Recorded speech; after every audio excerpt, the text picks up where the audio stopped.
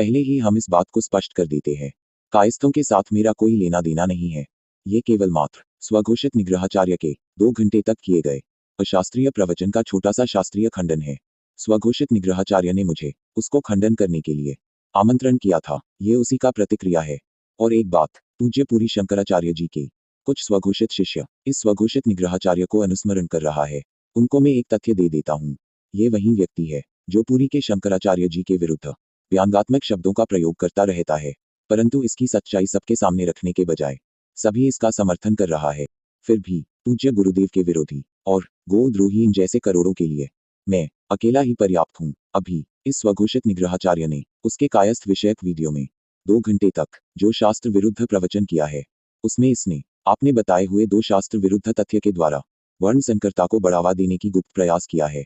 तो चलिए उसके इन शास्त्र विरुद्ध वक्तव्य को सुनते हैं और उसका खंडन करते हैं। उसका पहला दावा, याज्ञवल्क्य स्मृति के पहले अध्याय में ही यहाँ पर इस संस्करण में मिल रहा है कि वैश्यात् तो कर्ण शूद्रायाम, कर्ण संज्ञक जो वर्ण संकर है, जिसका पर्याय अंबष्ट को भी माना जाता है, वो वैश्य पिता और शूद्र वर्ण की माता के संयोग से उत्पन्न होता है। और एक मत यह भी है इसमें कि विप्राद वैश्यायाम उत्पन्न कायस्थ जाति विशेष, ऐसा कोश ग्रंथ कहते हैं कि ब्राह्मण पुरुष यदि वैश्य वर्ण की स्त्री में संतान उत्पन्न करे तो उसे अंबष्ट या कायस्थ कहते हैं। ये भी एक मत है। महाराज मनु भी यही बात कहते हैं कि ब्राह्मणाद वैश्य कन्यायाम अंबष्ठो नाम जायते। तो इसका पहला शास्त्र विरुद्ध वक्तव्य यह है कि अंबष्ट जाति और कायस्थ जाति एक ही है, अर्थात इन दोनों के उत्पत्ति एक ही प्रकार से हुआ है, जो कि झूठ है। औशनसी स्मृति के श्लोक 31 से लेकर 35 तक विस्तार पूर्वक इस विषय के ऊपर कहा गया है। श्लोक 31 और श्लोक 32 के पहला भाग में विधान सहित विवाहित वैश्य की कन्या में ब्राह्मण से उत्पन्न वर्ण संकर जाति और उसके कर्मों के विषय में ये कहा गया है कि विधान सहित विवाही हुई वैश्य की कन्या में जो ब्राह्मण से उत्पन्न होता है उसे अंबष्ट कहते हैं। खेती अथवा आग्नेय अर्थात लकड़ी का काम, यही उसकी जीविका है। साथ ही अंबष्ठों की जीविका सेना में अथवा शस्त्र या हथियार विषयक कार्य में भी है। इसके पश्चात श्लोक 32 के द्वितीय भाग से लेकर श्लोक 34 तक विधान रहित और अवैध रूप से या चोरी से वैश्य के कन्या में ब्राह्मण से उत्पन्न होने वाले वर्ण संकर जाति और उसके कर्मों के विषय में ये कहा गया है कि चोरी से वैश्य के कन्या में जो ब्राह्मण से उत्पन्न होता है उसे कुम्हार कहते हैं। इसकी जीविका कुलाल की वृत्ति अर्थात मिट्टी के पात्र बनाने से है। इसी से नापित या नाय उत्पन्न होता है। जन्म सूतक अथवा मरण सूतक में अथवा दीक्षा काल में यह केशों का छेदन करते हैं। नाभि के ऊपर के केशों को काटने के कारण उसे नापित कहते हैं और ये कायस्थ नाम से इधर उधर विचरण करता हुआ जीविका करता है। काक अर्थात कौ से चपलता, यमराज से क्रूरता और स्थपति या बढ़ई से काटना, इन तीनों अर्थ को जानने के लिए इन तीनों शब्दों के पहला अक्षर को लेकर इसको कायस्थ कहा गया है। अर्थात विधि पूर्वक अगर ब्राह्मण के पुत्र और वैश्य के कन्या का विवाह हो तो पुत्र अंबष्ट होता है, और अगर विधान रहित या चोरी से संतान उत्पन्न होता है तो उसे कुम्हार कहते हैं। और इन कुम्हारों से ही नापित या अलग अर्थ में जिनको कायस्थ कहते हैं उनका उत्पत्ति होता है। गरुड़ पुराण के आचार कांड के अध्याय 77 के श्लोक 2 के प्रथम भाग में ये बात स्पष्ट मिलता है कि विधि पूर्वक विवाह के द्वारा ही वैश्य कन्या में ब्राह्मण के द्वारा अंबष्ट जाति का उत्पत्ति होता है। तो स्मृति और पुराण के श्लोकों से ये सिद्ध हो गया कि कायस्थ और अंबष्ट अलग अलग प्रकार के वर्ण संकर जाति है। आगे और भी गंभीरता से व्याख्या होगा, तो सभी इस वीडियो के साथ जुड़े रहें। अभी स्वघोषित आचार्य का दूसरा शास्त्र विरुद्ध वक्तव्य सुन लेते हैं। जिन अंबष्ठादि कायस्थों की बात वर्ण संकर आदि के अंतर्गत आती है, उसमें भी वेदाध्ययन और उपनयन की परंपरा का लोक ही समझना चाहिए।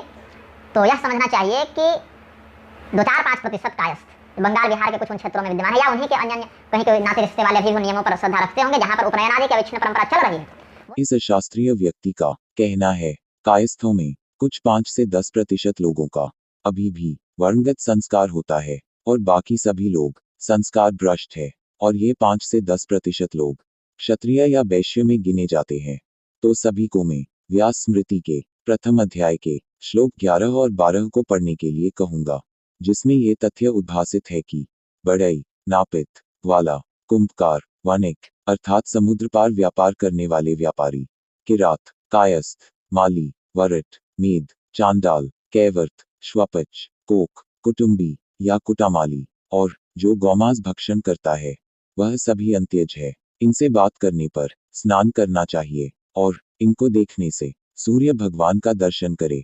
अर्थात कायस्थों को अंत्यज कहा गया है। अभी इन अंत्यजों का वर्णगत संस्कार किस शास्त्र के आधार पे होता था वो मुझे बताएं।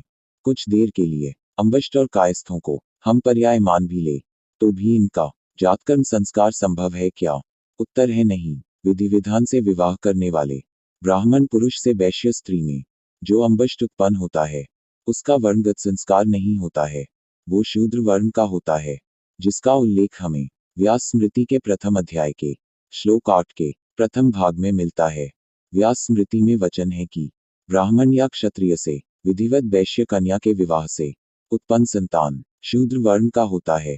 तो इस हिसाब से अंबष्टों का भी वर्णगत संस्कार नहीं होता है। विधिवत विवाह की उपेक्षा करके स्वघोषित निग्रहाचार्य ने बौद्धों का कूटनीति को ही सफल करने का प्रयास किया है। बौद्धों में भी पूजा होता है, बौद्ध देवी और देवता होता है, परंतु विधिहीन उन मूर्तियों में पिशाचों का ही निवास होता है। ठीक उसी प्रकार विधिहीन विवाह से भी मलेच्छ या अंत्यज उत्पन्न होता है। व्यास स्मृति के प्रथम अध्याय के श्लोक 10 में चांडाल जाति के जो 3 प्रकार उत्पत्ति पद्धति बताए गए हैं उसमें हमें यह भी तथ्य मिलता है कि कुमारी से उत्पन्न संतान चांडाल होता है।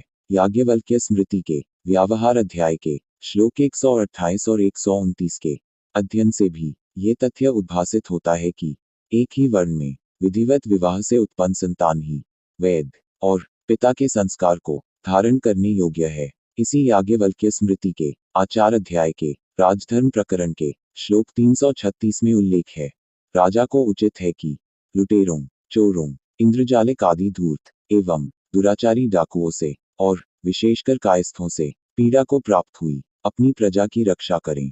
तो सारांश ये निकलता है कि विधिवत एक ही वर्ण में विवाह से उत्पन्न संतान पिता के वर्ण को प्राप्त करता है।